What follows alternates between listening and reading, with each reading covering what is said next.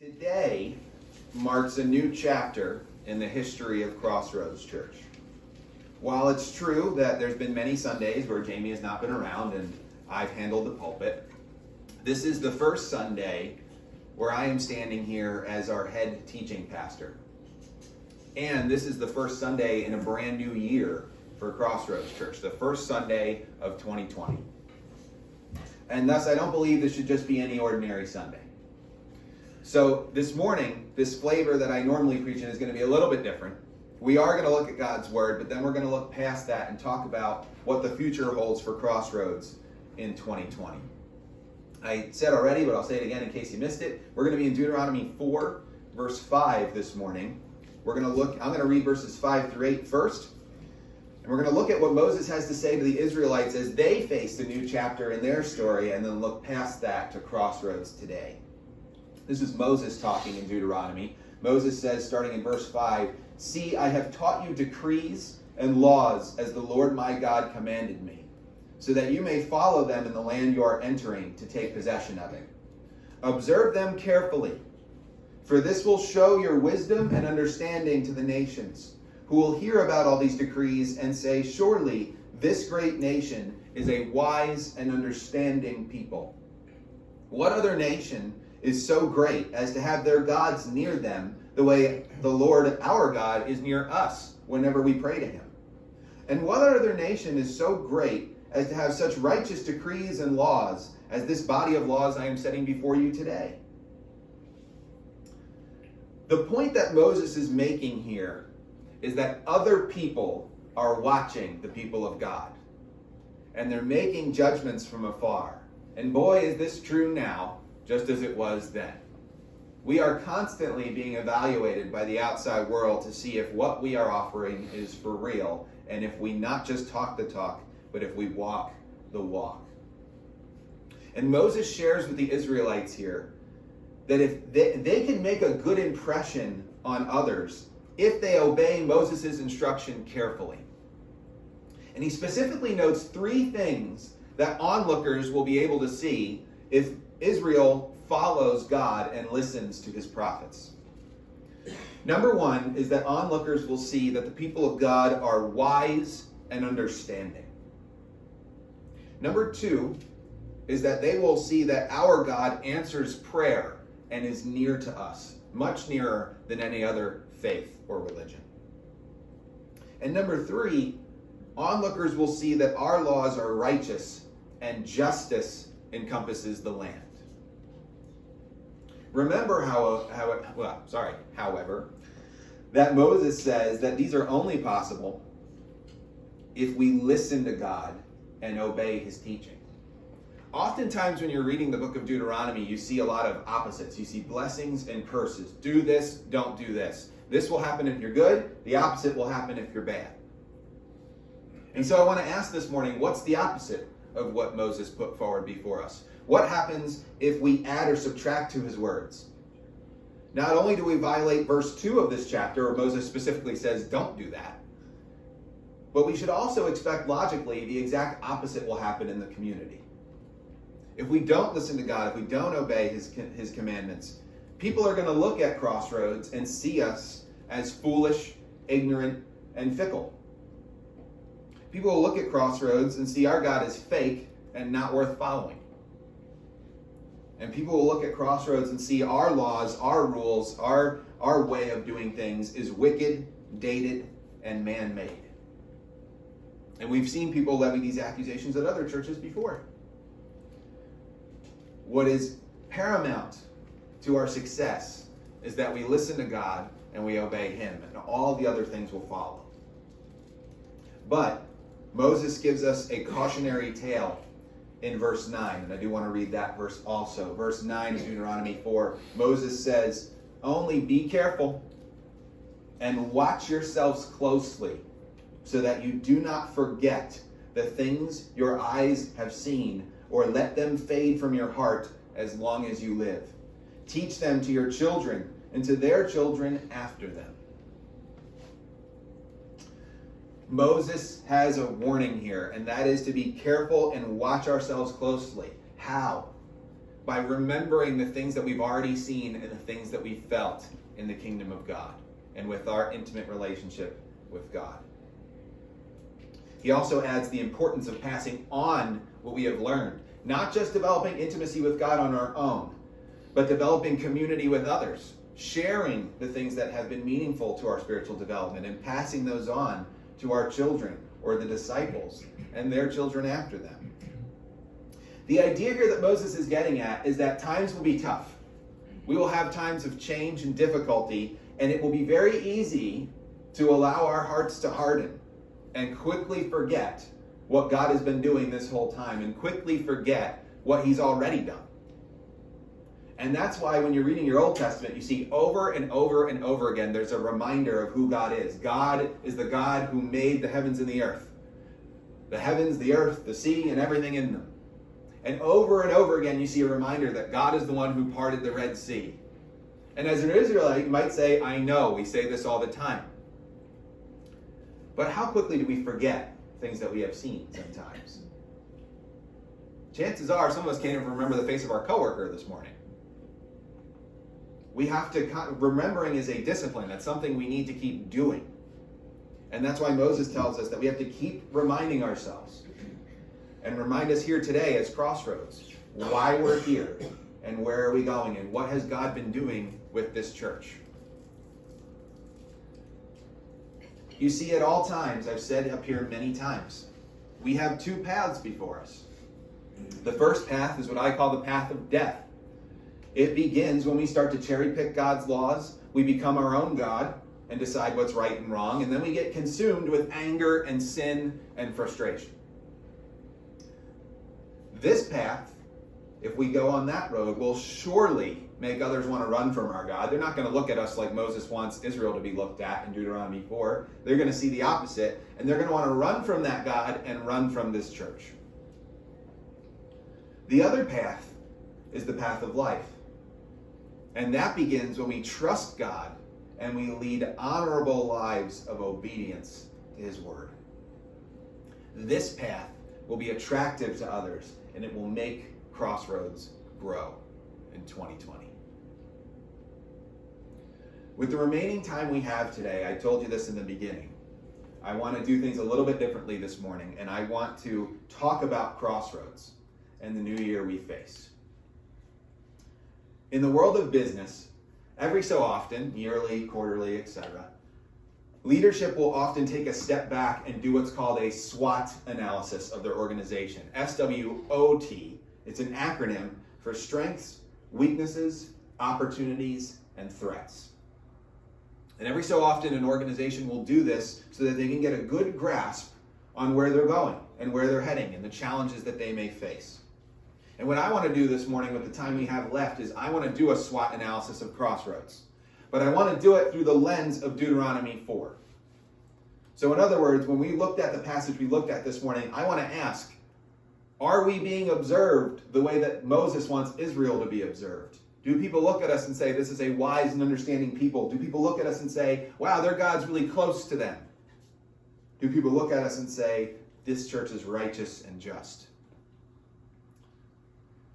A SWOT order is done right when it's done in order. So we're going to begin with talking about what we're good at Crossroads Church, our strengths. And I have 6 of those that I want to share with you this morning that I've seen.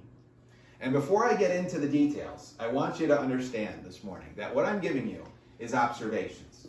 I don't want anybody's blood to boil this morning. I don't want anybody to get upset or discouraged.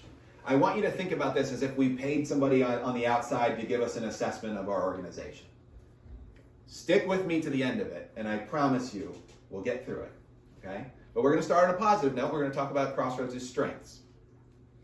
There are 6 things that I have seen as I've meditated on our church and I've prepared for the new year. 6 things that I think we do very well. Number 1 is we do have a good standing with the community. And that's a biblical standard, not just for pastors, but also for churches in the Bible. To have a good standing in the outside community and to be seeking the shalom of the city, seeking the peace of the city. Crossroads has had to move a lot. But we have not had to move because we did something wrong. We've never damaged any relationship that we've had with either Nichols Village or a community center that we've been in or here at Servant Church. We've never done anything to injure anyone. All the moves that we've had have been outside of our control. They've been government things and lease problems and a lot of boring stuff I don't want to get into this morning. In general, when we go to someone, when we went to Servant Church a few weeks ago and we asked to partner with them, there wasn't a hesitation. There was an eager desire to work with us. We have a good reputation in the community in that regard, and I think we've done that well. The second strength I see is that we have been preaching with content at Crossroads since our beginning. Some of you have come from other churches and I've asked you, why are you here? And for a vast majority of you, you've said something akin to, we go beyond the surface here at Crossroads on Sunday morning. We don't just give you good feels.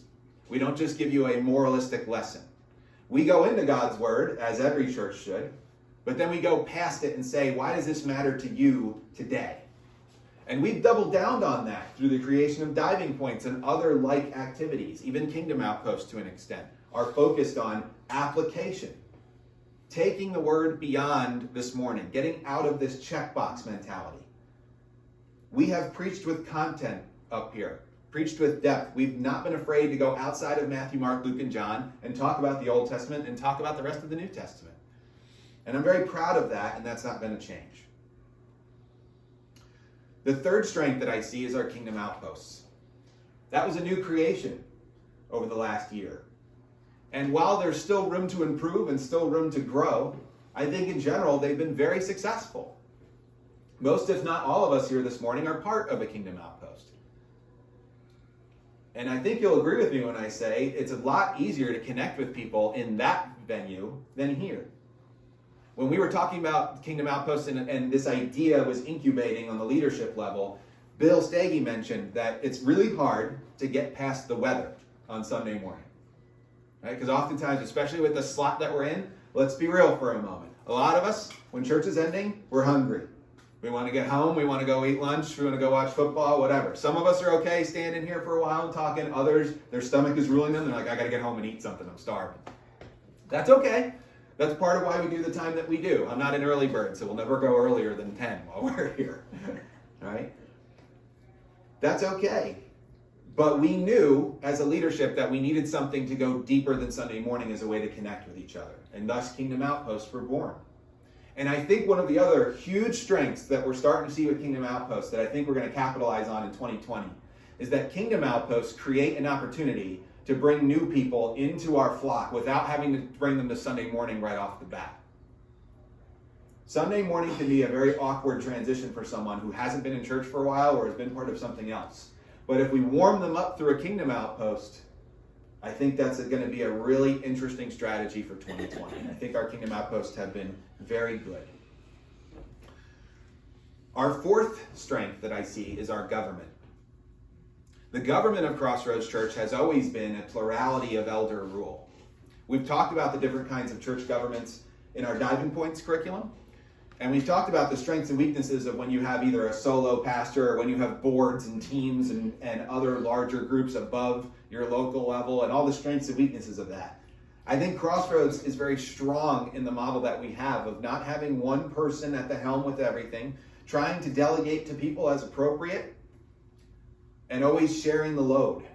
I think our government is strong, and I'm happy the way that it's designed. And I think it works very well, and it's very encouraging to me. Fifth, I see a strength in Crossroads as our desire to engage. I'll be honest with you this morning and tell you that this last month or so has not been great for me. There's been a lot of transition, a lot of difficulty, a lot of difficult things to navigate through. And it's been tough, and I'm sure it's been tough on you as well. But one of the awesome things that encouraged me that came through this process, this transition from the end of 2019 to 2020, is that many of you have come to me in one way, shape, or form and said, I see we're going to need some help on deck here. What can I do? And I know that all of us here have that kind of attitude, and that's an awesome thing, that desire to engage, and I don't want to see that change. That's a big strength that we have as a church. Related to that, my sixth and final strength I have for us this morning is our desire to grow and be challenged. And that kind of connects to what I was talking about with preaching with content too.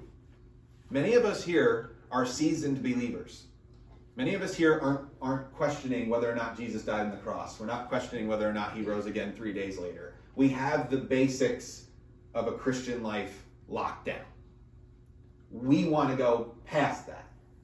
And that's why some of you have left the churches you've left before, because you've said, we never got past basic discipleship. How do I deepen my theology? How do I deepen my spiritual journey? How do I grow closer to God and to my community? And I think we all share that hunger here, and that's a good thing. It's a good thing to be hungry. So those are the strengths that I see at Crossroads. And all of those together, another strength I want to mention as well is that we are very diverse at Crossroads. We've talked about this on a leadership level, that churches this size are typically, in the national sense, a lot older. We don't have the diversity of old and young with churches that are below 60 attendees in America often. That's a rare thing. Here at Crossroads, we are multi-generational. We have a little bit of everything here. And we come from different backgrounds as well, theologically, culturally, and the like. And I think that's a great thing too. Now let's talk about our weaknesses. There are 6 things that I see as weaknesses in Crossroads today. Number 1 is our location. And I have 2 things that I want to mention about that. Number 1 is our physical location in here at Servant Church. We're very grateful for our partnership with Servant Church. They have been very awesome to work with. They're very kind. We have a really good deal financially with them. I have no complaints about our arrangement with Servant Church. But why I put this in the weakness category is that I know from a marketing perspective, it's very hard to tell people, you should come to Servant Church, but go to the Crossroads service. That's a tricky thing to share with somebody. Now, I know we're not the only ones doing this. As many of you know, I'm in hospice most of my week, and I've seen the Catholic Church overall in this area has been shrinking and consolidating. And there are many parishes within one building. And so I know it's not foreign to other denominations to be doing this, to be meeting in other people's locations. Nevertheless, it's not as clean and easy as saying, come to Crossroads on 312 South State Street, where our name is on the door and everything like that. You understand what I'm saying with that? The other weakness of our location is a weakness of every church, and that is that every church has to be located somewhere, and you're always going to have cultural issues that you're wrestling with. We've joked, many of us have joked individually before, that Northeast PA has got its quirks, just like everywhere else does. Okay, I'm a South Jersey boy. You can hate on that too. All right, we all have quirks in our culture. There are 2 big ones that we face in Northeast PA. The first is the 15-minute radius problem. And we learned that in Fleetville. That if you're more than 15 minutes away from home, and you're not in the direction people like to go in, you have to plan for it. It's a journey. And I know some of us might be chuckling as I say that this morning, because some of you are like me who grew up somewhere where you had to go at least 15 minutes just to get food and things like that. But for the locals here, everything's very close. Dixon City is a great city. It's got everything that you would need to buy. I very rarely have to go outside of Dixon City to get the stuff I need. And that's only 7 minutes from here? 15 minutes or more is a difficult radius to be in. That's why we struggled when we were out in Fleetville, and that's why we lost people being out there. The other weakness of Northeastern PA in the culture here is what I call the interested but not participating culture. We have a problem, and I know this problem isn't just with Northeast PA, but it is one that's here, where a lot of people will say they're interested in doing something but not actually do it. We'll ask questions till we're blue in the face. Tell me, what time are you doing this? When's this? When's that? And then the time comes for the event, and they're a no-show. We have a challenge of being real in Northeast PA with doing things and actually committing to them. And as a church, we've struggled with this too. There's a lot of ideas we've spun around that we haven't actually got up and done yet. And I'm sure in our Kingdom Outpost, when we talk about intimacy with God, community with others, and living a life on mission, I'm sure that last part's been troubling. It's hard to actually start doing the mission. It's so easy to talk about the mission, right? Our Kingdom Outpost has a list that's like 13 items deep of different things we could do to help in the community. But actually committing to it and getting started and doing it, that's hard. We're busy people. And again, I don't say any of this morning to be judgmental. I'm saying it as an observation. This is one of the things we face in northeastern PA. The second weakness I see for Crossroads is our finances. And that should be nothing new to those who have been here a while now. You've seen it in your bulletin, month after month, where we're not raising the amount that we need per month. Our budget has changed every single year, and every year it's been very aggressive changes that we've had to make. This year, we've gone from 2 staff pastors to 1, still part-time. Now, obviously, that change is going to relieve a lot of the tension financially. We won't need as much cash to raise our budget to where we need to be. But nevertheless, we proposed to the congregation, and it was approved this year, that 2020's budget will be a net loss if nothing changes. And no business can do that for long. Crossroads has sold all of its assets that we can sell at this point. We have no more buildings to fall back on and sell. We have the cash from the Fleetville sale, and that's it. Our third weakness is our thin support. With Jamie and Julie stepping back and away and pursuing other things, we've not only lost a pastor here at Crossroads, we've also lost a worship leader, we've lost a lead singer, we've lost a pianist, we've lost a decorator, we've lost a lot of things that Jamie and Julie did here as part of Crossroads. I'm sure the list I gave is just a tip of the iceberg in all the things we could think of what they've done for our church. We don't have children and youth ministries anymore because we have thin support on the congregation side of things too. We have some kids, but not a lot. We have some youth, but not a lot. We have a little bit of a lot of things, but not a lot of anything. And that creates some challenges. One of the big challenges for me is not getting sick on Sundays for 2020. Until we start building a list of guest speakers and other things like that can cover the pulpit. I don't say any of this to scare us this morning. I say this as just a reality check of where things lie. The fourth weakness I see is that Crossroads has been experiencing low and slow growth. We've said it on a leadership level that when we were at State Street, man, can we just be nostalgic for a minute and look fondly back at that location? That was a great spot. It really and truly was. That was really one of the best spots we were ever in. That was the first spot that I joined this church at. I didn't know Crossroads pre-State Street. I came in as an associate pastor at 312 South State Street. And that was a phenomenal location. Right in the heartbeat of Clark Summit, a lot of foot traffic, and almost every Sunday we had new faces walking in here. Almost every single one, which is truly incredible and hard to do in any church. But we had to leave that location. Part of it was that we lost financial support from our congregation. Another part of it was that whole block went under new ownership and the rents were jacked up. And we couldn't afford it. And so, from powers beyond our control, we had to leave that spot. Understandably so. And every move we've had since then, we've lost people. It hasn't been as powerful and as intimate as that location. And it's been very difficult, I'm sure. For when we're trying to tell other people about this church, I'm sure it's tough sometimes to tell people, well, we meet in servant church, but you go in through the side door. I'm sure it's been tricky and difficult to bring new people in. But I wonder as well, and I'm saying all these things I'm saying to me too. I'm right here with you guys. But I wonder as well, with all the changes we've had, if sometimes we've been nervous and hesitant to want to invite somebody here because we're not sure if we'll be here next Sunday because of all the changes we've gone through in just a year's time. It's okay. It's okay to be honest and it's okay to be real. But we've got to look past that. The fifth weakness that we have is our organization. That's different from our leadership. As I said before, leadership, I think, is one of our good strengths here. But when people research us online, they want to see what we're about and what we believe, and there's not a lot there.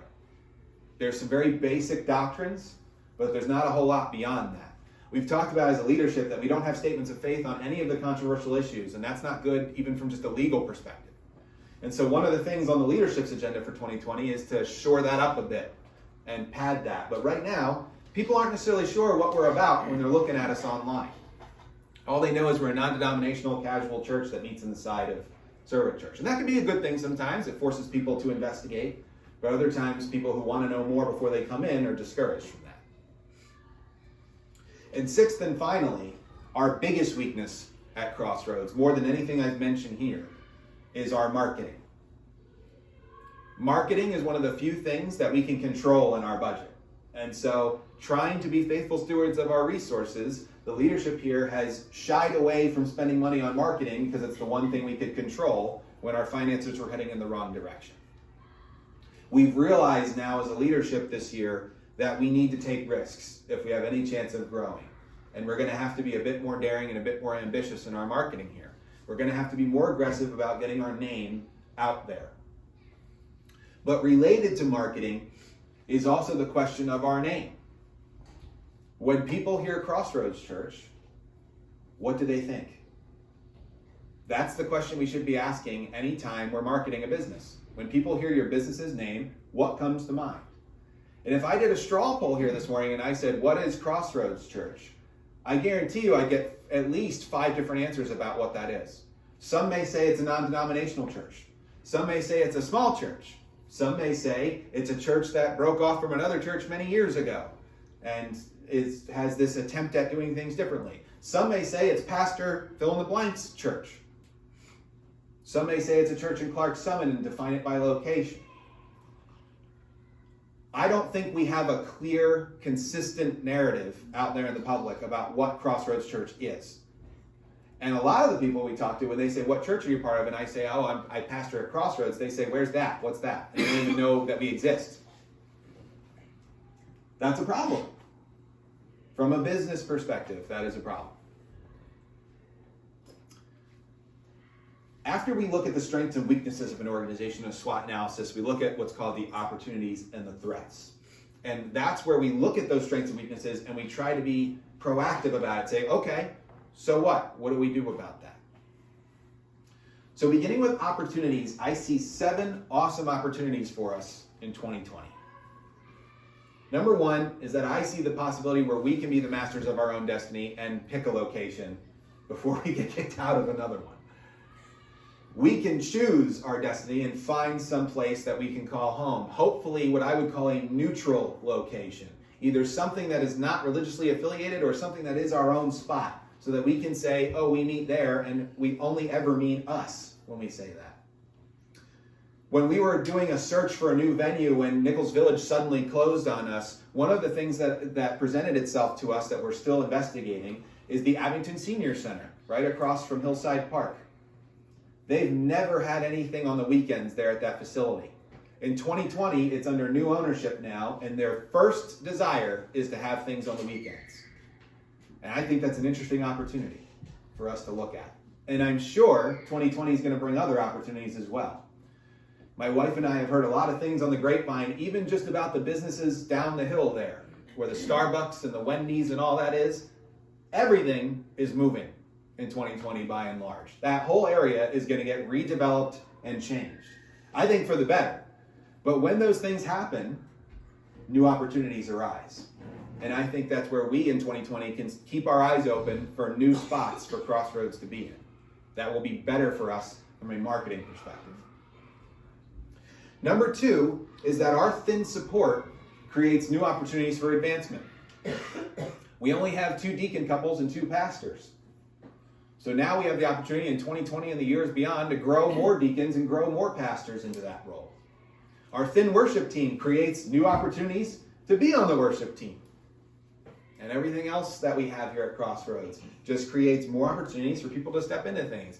Nothing is full right now. And that's an opportunity for us to grow deeper and take more ownership in our church. Third, and this is related to what Moses said in Deuteronomy 4, we have the opportunity to challenge Northeast PA culture. Moses' big point in Deuteronomy 4 was, you make the culture. You determine the narrative. You determine what people see and what people think about you. We can challenge Northeast PA culture. The 2 things I mentioned, the 15-minute radius and the interested but not participating, we can attack both of those very directly. When someone says, oh, well, I live like 20 minutes from there. Talk about all the people that you know that come here that don't live close.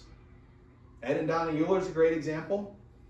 And when I talked with them and I found out why they were coming to Crossroads all those years ago when they started coming to Crossroads, the first thing they told me was there was nothing where we lived. And so we had to look beyond that. There was nothing that had the Crossroads flavor where we were living. And I promise you that's true of many of the surrounding towns in this area.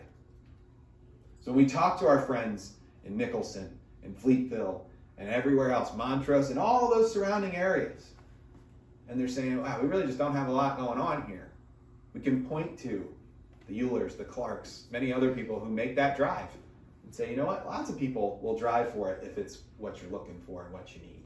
That doesn't need to be a thing that you don't go to church for. A lot of us here had a very positive attitude about Fleetville as well. And we said, I like the drive. It's kind of pretty going down that road. It doesn't bother me too much. I remember talking to one of you and you said, that's my time now to pray when I have a longer commute. I use that time to pray for the needs of my family and the needs of our church. Awesome. We can also challenge Northeast PA's culture with that interested but not participating problem by showing the outside world that Crossroads is a church that doesn't do that. Crossroads is a church that comes up with ideas but then pursues them. We don't just leave all the things on the to-do list, we actually do it. And I promise you, if we can create that here at Crossroads, people will look at us and say, oh, wait a minute, this church actually does stuff. That's interesting. Some might get discouraged by that, but others will be very encouraged by that. Fourth is that our thin support and our limited resources creates the opportunity to partner with others. It's awesome to see that some of us will be participating in the Easter program with Servant Church, or at least going to make the attempt. We have many other like-minded organizations around us. Other churches are both a competitor and a friend in different ways. And I think we can pursue those friendships together. One of the things that we've started to pursue at the end of 2019 was looking at other churches that have our problem of only having a couple of kids and a couple of youth, not enough to have a core youth group or a core Sunday school. There's a lot of churches that are like that around here right now. And so we've begun those talks to say, how can we come together and create that larger core so we can put something on for the community? And that's a great opportunity. But we need the manpower to back that up. We need people that are going to be willing to help pursue that and make that happen. Fifth, to address our financial issues, we have opportunities to pursue other revenue. There's nothing in Crossroads' bylaws against fundraising. And when we were closing our Fleetville facility, we had some breakfasts and things like that, and that generated revenue we hadn't seen in a while. We also have the opportunity to generate additional revenue in our own individual units. If you're anything like me, you've got your monthly budget, and you can't really deviate too much from that. But the advantage of that is that when tax time rolls around, that's money you weren't necessarily banking on. And when your third paycheck month comes up, if you're paid bi-weekly, that's extra money too. If we're not already doing it, it's time to think about God when those times come and say, maybe I can honor God with a little bit of that. But we also have mentioned many times here in our business meetings that the biggest revenue source we need is new people. There's only so much that all of us here can do financially. There's a theoretical limit to what we can fund. But that theoretical limit continues to get higher and higher as you have more and more numbers, more people in the pot. And so that's why we've said over and over again, every year when we've presented the budget, that the biggest need we have is growth. We need to grow. We need to bring more people in. Not just because of our finances. I realize it may sound like that, but not just because of our finances.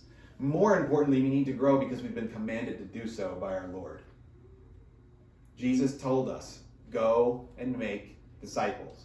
Jesus never said even once, go to church every Sunday, check the box off, go home, rinse and repeat. Jesus said, learn and pass on. Moses said this morning, learn and pass on. Grow the body. We also have an opportunity to create a new identity. We have the opportunity this year to control what that narrative is. When we say we're from Crossroads Church and somebody says, what's that? We can control what that is. We can start defining us more clearly. Whether that's through changing the narrative, whether that's through changing our name or other opportunities to explore, we have an opportunity to start with a fresh breath of air in 2020. And finally, and most importantly, the seventh opportunity I have for this morning. And if you hear nothing else this morning, if you take nothing else away from this, take this one. We have the opportunity to create a new culture internally as well. The culture I want to build here at Crossroads is what I call the rough draft culture. 2019 was marked as a generation, a year, and a culture of offense. Of just getting offended at the first thing, immediately allowing emotions to run high. You watch the news today and that's all it is. Just screaming and yelling and panicking. It's all reacting and not thinking. That starts when we speak and we treat our words and our actions like it's a final draft. Like we've put our soul out there, and when someone criticizes it or critiques it, they're criticizing us as a person. And we take it so personally and so deeply, and we get so hurt. That is not the right way to go. Crossroads has had many challenges in the last 2 or 3 years in our leadership sometimes when an idea or an action is proposed and it's criticized or challenged, and that's taken too personally. We have an opportunity in 2020 to create a culture that is what I call a rough draft culture. That when we speak, we're not immediately drawing judgments with one another. We're not immediately saying, I can't believe they just said that, we're not friends anymore, I'm not talking to them anymore. I can't believe that idea, it's so silly and ridiculous, or I love that idea and I'm not going to say anything about it otherwise. If we treat everything we do with each other and how we talk to one another and with the ideas we put forward as a church to engage the community with, if we look at all that like a rough draft, and all of us are editors coming together and saying, how can we make this better? How can we make this better? All with the same goal to create a final draft that God loves, then that culture of offense will be gone. Because no more is it about us. No more is it about taking everything personally. It's now about taking Him seriously. We can do it. It's going to take work, but we can do it. And I promise you, if we can accomplish that, our relationships, even on a personal level here on Sunday morning, will be so much better for it. To know that if you say something that might have been misconstrued, you're not immediately going to get hung for it. To know and trust one another that we'll come to each other with our problems. One of the biggest things I want to have happen in Crossroads for us total and for us up here is to create a culture of approachability, where you can come to us and not be afraid of what you're going to say, especially if it's a criticism or a critique. That's going to take work on both parties, to be approachable and to trust one another and to build that intimacy and that accountability with one another. But it's what we've been called to do in Scripture. The last part of a SWOT analysis is the threats, looking at the challenges that we seriously face to what we want to accomplish. And for that, I have 5 threats that I see in 2020 for Crossroads. Number 1, and this is not just for Crossroads, so don't take this specifically. This is a problem for every church everywhere, is the culture of pastor worship. That when we lock in and we define a church as Pastor so-and-so's church, and when that pastor sins or leaves or fails you in some way, or anything in between that, we throw it all out. We stop going to church. We stop developing our spiritual life. Some of you know my testimony. I'm not going to get into all of it this morning, but I'll share with you just a little bit that one of the biggest things that marked my spiritual life was the first church I grew up in the matter of a week, half the leadership sinned. And it destroyed the church more than it should have. The lead pastor had an affair, one of the elders had an affair, and my father, one of the elders at the time, divorced my mother. All within a week. Now, normally, in any other business, if that happened at Pepsi or Coke, they would say, well, they're out, and it's time to get somebody new. And nothing else would change operationally. You'd still be making Pepsi, you'd still be making Coke, people would still be buying it, right? Just new people at the helm. But with church, sometimes we have a tendency to put that pastor on a pedestal. And when they fail, it's like the whole faith has failed us. And I've seen it. I've seen people run because they've been so hurt by something the church has done or so hurt by something a pastor has done. And we have got to watch for that at Crossroads. Again, when we ask the question, what is Crossroads and what are they about? I want the 5th or 6th thing on the list to be me, and really I'd love me not to be on that list at all. I would love the first thing somebody says about Crossroads is something about what we do or who our God is. Oh, Crossroads is that church that really wants to pursue a study of God. I almost want it to be a mystery who the pastor is here. I don't want it to be about who I am. And I don't want somebody to leave or come because of me. And I know Jamie doesn't want that for him either. We've both preached it many times up here, that God forbid something we can't control happens. Jamie or I gets hit by a bus. We would want to have the hope and trust that Sunday morning would still happen that week. That we would still have church. That we wouldn't give it all up, throw in the towel, and go home. We would hope that that commitment and that depth is deeper than that. The second threat that we have as Crossroads is that we have other competition that is tempting for people who want to live lives of complacency. I'm not naming names this morning, but you know what I'm talking about. There's other churches that are out there that offer the opportunity to sit in the back, check the box off, and go home, and not be noticed, and not be challenged. Just enjoy that checkbox every week. You know what I'm talking about when I say that, right? We've all been there before.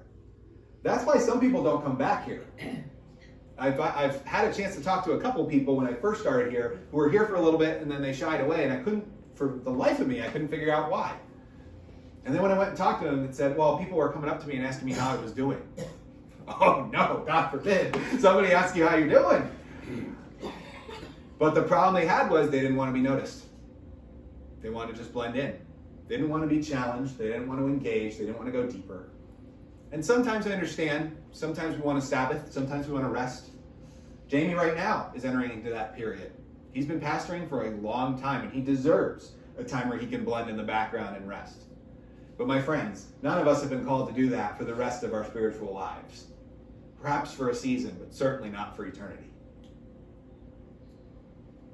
Third, our own wounds, issues, hurts, habits, and hang-ups can hold us back from developing deeper on a personal level. All of us at one point or another have had some sort of injury in our lives that could have defined us and been all that we were and all that we do, and that be the lens of everything. Mine would be a child of divorce. That colored a lot of things in my life. But we have to learn as individuals to let those things go and allow God in 2020 to make us a new creation. To start a new chapter in our own lives. To be defined by something different. But if we continue to let the things that have held us back in 2019 and 2018 and 2017 hold us back in 2020, we should not expect anything to change. Fourth, and I've said this one already, but just to restate, we have thin human and financial resources. That is a threat that we must continually be vigilant of, maintain, and improve. And fifth and finally, as I said already, but I'll say again for clarity, the final threat that I see for Crossroads this morning is the mixed message we have in the community. Again, as I said in the strengths category, we have a good standing in the community by and large. But there are a lot of things people say about Crossroads out there, based on their experiences, based on who they know, based on what they don't know. And I don't think it's very clear out in northeastern PA that Crossroads exists, number one, and number two, what we're about and what do we do. We're going to have to clear that up, and that's going to take work. Now, normally when I end a sermon, I end with giving you applications and reflections to consider. I think the SWOT analysis has brought a lot of that out there this morning, things that we can think about for 2020. But I'll synthesize some of this into two challenges I want to give you, two New Year's resolutions, if you want to call it that, for 2020 as a church. Number one, I want you to be a source of energy towards our strengths and opportunities in 2020. The things that we're doing well, keep doing them. Don't stop. Don't stop having your Kingdom Outpost meetings. Don't stop enjoying the things that Crossroads does well. Don't stop putting energy in that. In fact, fuel it more. Make that fire even bigger. And the opportunities I've mentioned this morning, be a source of energy to that too. The things that we can do that we haven't done yet, go do them. You can keep contact with the pastors and deacons, but go do it. Don't let anything hold you back from being a source of energy towards that in 2020. The second New Year's resolution I have for you regards our weaknesses and our threats. And I want you to hear me very clearly on this one.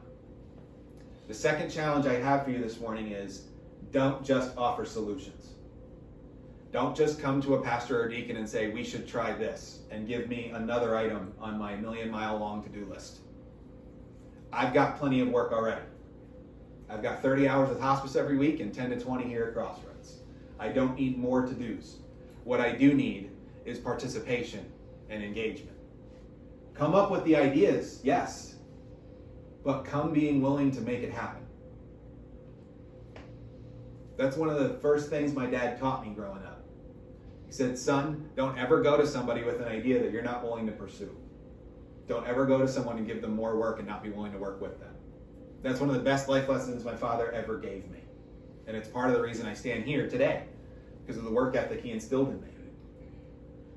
And that's something I want us to do as a church. I want us to say, hey, what do you think about this? And then when we say, sounds good, you go. You start it. You get working.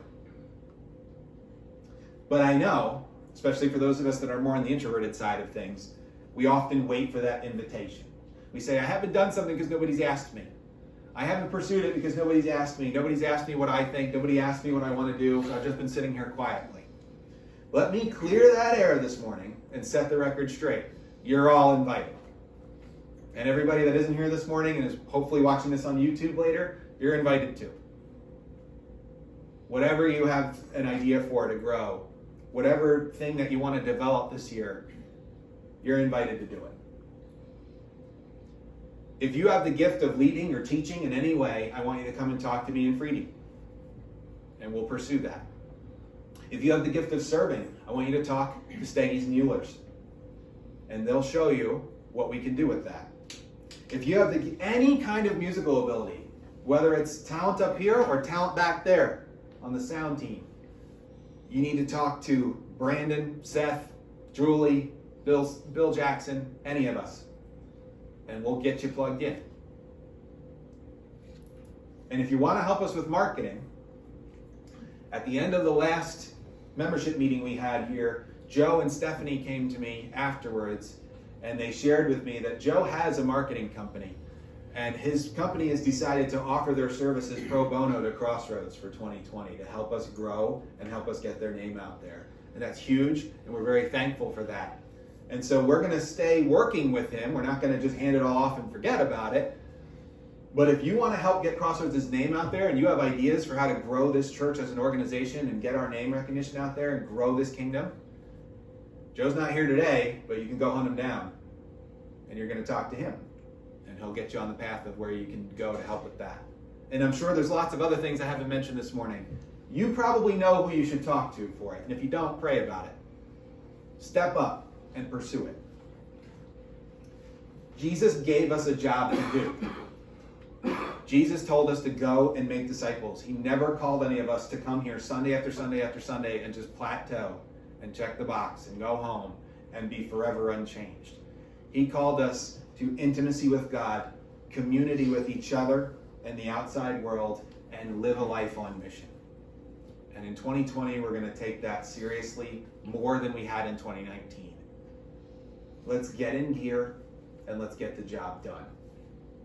Let's stop hoping and wishing and planning and execute.